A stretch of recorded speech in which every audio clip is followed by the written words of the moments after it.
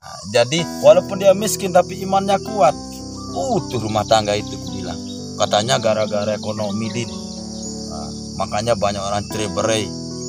Itu berarti lemah imannya bang, aku bilang. Enggak, gara-gara ekonomi. Oh bukan gitu bang.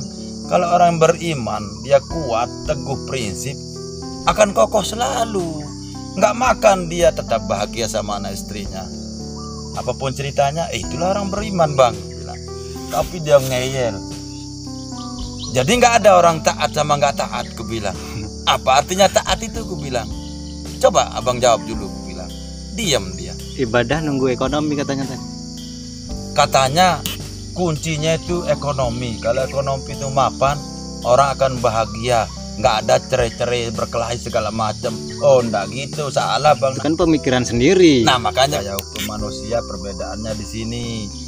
Yang beriman itu memang beriman itu umum bang. Tapi ada takaran. Ada yang sejengkal, ada yang 2 jengkal, ada 10 jengkal. Lalu kelas waliullah itu jangan disamakan dengan orang awam, aku bilang. Keliru lah bang.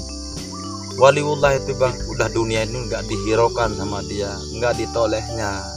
Yang penting harapannya di akhirat nanti itu bang. Tapi tetap dia ngeyel. Nanti bang, oh gara-gara saya seperti ini, saya bilang. Nantilah tengok sewaktu-waktu di abang itu ada ujiannya, saya bilang. Jangan pikir nggak ada ujian hidup ini. Kita dikasih senang, itu ada ujiannya. Dikasih susah, itu ada ujian. Itu ujian semuanya, aku bilang. Baik anak, baik harta, tapi tetap juga. Banyak salah penilaian orang ya kan. Kalau kita ya, merasa punya, oh pengen baru tobat. Seolah-olah saya punya. Ini karena saya miskin diukur dari situ. Oh tidak, saya ada kala marah, ada kala tidak. Nengok situasi. Kalau orang itu salah, ya kita marah. Itu marahnya pun kita tengok kesalahannya seperti apa. Kalau orang nggak marah itu udah bukan orang hidup, orang mati, aku bilang. Iya kan? Orang mati itu. Selagi kita masih hidup, lain kira kalau kelas Nabi kita itu kan udah memang manusia spesialis.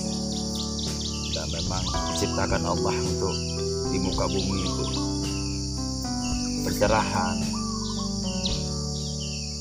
Aku sama orang kaya nggak minder itu kalau sedikit harta yang dianggap. Tapi kalau kayak kita ini ngomong walaupun benar itu nggak dianggap, nggak didengar. Walaupun itu benar ucapan awal. Itulah pengaruh dunia ini udah tua, udah akhir zaman. Ya kalau dia benar, awak ya alhamdulillah. Tapi kalau salah apanya, nggak bisa. Ada kawan banyak seperti itu. Tapi agama tahu, masalah sosial nggak tahu, nggak ngerti. Ada juga orang seperti itu, dia pura-pura nggak tahu, karena itu dia dia lebih cenderung ke dunia ini. Tapi kalau orang yang dia imbang, dia tahu agama, ekonominya mampu, ya bicaranya sederhana aja. Ini enggak, kalau nanti dia kaya tapi dia berharta, dia tuh suka hati aja ngomong. Itulah ciri orang yang dia lebih utamakan dunia. Iya.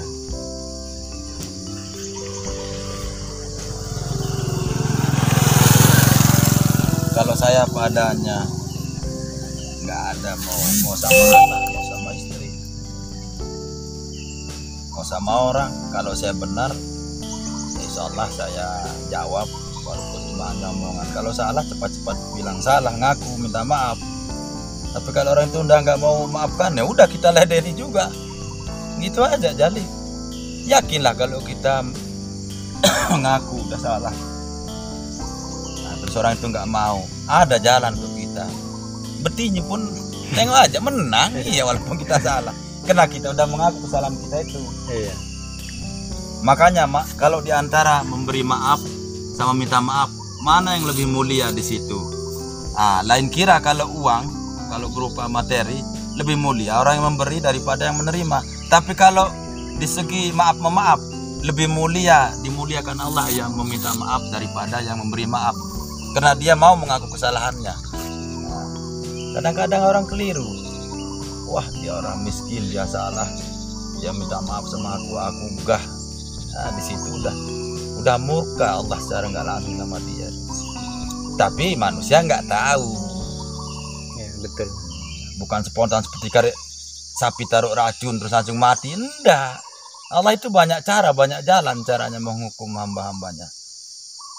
Misal kaya dia tapi nggak bahagia. Banyak orang kayak gitu.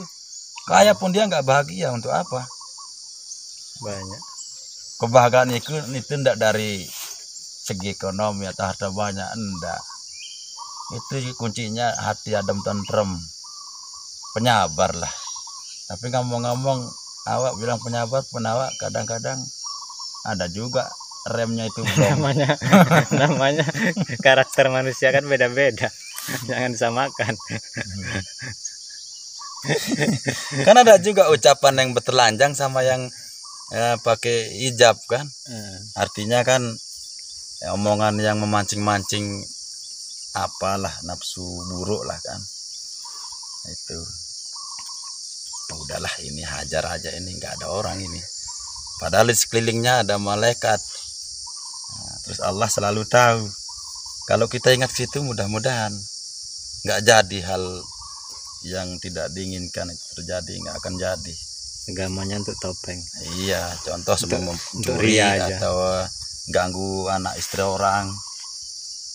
Tapi kadang-kadang kita selalu digoda, ya itu tadi, udahlah nggak ada orang, udah hajar aja, kesempatan kapan lagi, kata iblis itu.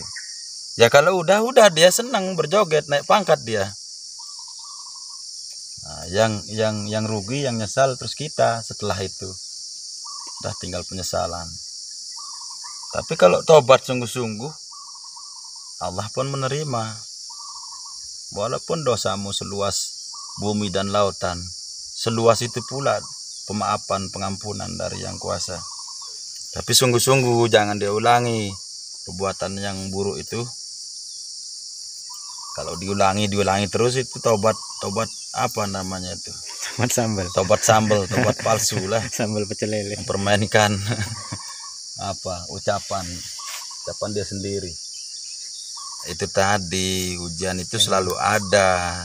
Tadi kan kita udah bilang, dikasih harta banyak, kalau kita sering menyadari saya ini siapa dan dari mana, mudah-mudahan selamat. Tapi kalau enggak, kita jalannya ke atas saja tanpa melihat ada batu, ada apa di bawah itu. Ujung-ujungnya kesandung kaki, baru itu terasa, aku punya uang banyak, mau ngapain aja, kan tinggal ambil uang. Nah, padahal nggak tahu kita, nggak, karena tadi itu tergoda, digoda terus. Miskin pun itu ujian. Ya kaya juga, ya tambah kaya itu tambah berat malah bahkan itu. Nah kalau miskin kita cuma nahan rasa ingin, rasa lapar itu aja. Umpama ingin kita beli Honda kayak kawan-kawan, Honda baru. Kita ingin, nggak ada uang. Ya udah paling sebatas itu aja. Tapi kalau orang kaya, dia semua mau maksiat. Oh itu montok-montok ya. Aku punya uang, udah ambil aja uangnya. Kalau kita kan tertahannya itu gara-gara nggak ada, udah terbantu kita. Makanya sebetulnya yang paling sebetulnya orang miskin, orang teraniaya itu, anak yatim terutama, ibu itu sebetulnya hati-hati kalau kita ngomong nggak enak sama orang, tambah orang itu orang teraniaya, hati-hati. Dia sempat berdoa yang nggak baik sama kita, berlaku sama kita itu. Iya. Orang-orang ini nggak sadar. Ya kalau mana yang benar kita sampaikan, iya bagus itu untuk orang itu. Tapi kalau nanti dia nggak benar, tapi merasa dia paling benar, ya itu salah lah.